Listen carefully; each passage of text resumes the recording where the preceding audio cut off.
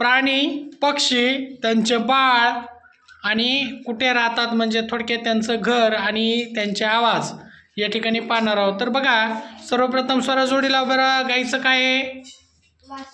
हां, लावा. वासरू कुठं राहतंय परत? हां, गोठा. पुन्हा तुझा आवाज कसा आहे? बरोबर, अगदी बरोबर आलाय. त्यानंतर मयूर, चल बरं मयूर.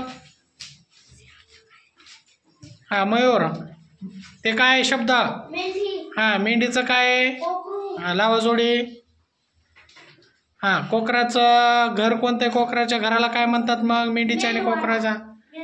बरोबर. आणि त्यांचा आवाज कसा असतो भैया? Correct, good. आर्या, चल त्यानंतर आर्या.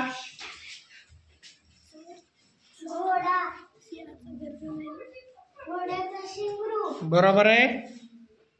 हां, घोड्याच्या घराला काय म्हणतात? करेक्ट. आणि त्याचा आवाज?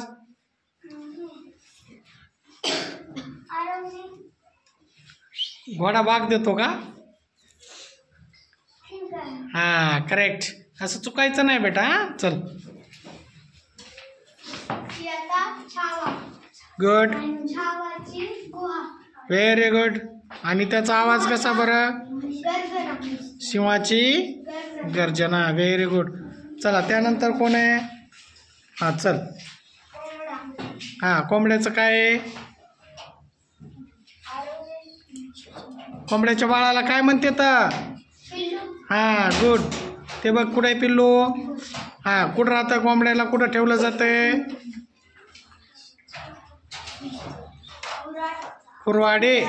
हां, आणि कोंबड्याचा आवाजाला काय म्हणते तर? आरवणे. गुड. नीट नीट नीट, दुसऱ्या शब्दावर जाऊ देऊ नका. हां, राहू दे. चल, बरोबर आहे, शाबास. हां, त्यानंतर क्रांती, चल बेटा. क्रांती, म्हशीच्या बाळाला काय म्हणते तर? गुड. रेडकाचं घर म्हणजे काय? म्हशीला आणि रेडकाला बांधतात कुठं? करेक्ट. त्यांच्या आवाजाला काय? आवाज कसा आहे? करेक्ट. तर बघा, अशा पद्धतीनं घर आणि त्यांचे पिल्ले, त्यांचे म्हणजे पिल्ले म्हणजे त्यांचं बाळ, घर आणि आवाज, अशा पद्धतीनं या आमच्या चौथीच्या मुलांना छान अशा जोड्या लावलेल्या आहे. जोरदार टाळ्या वाजवा.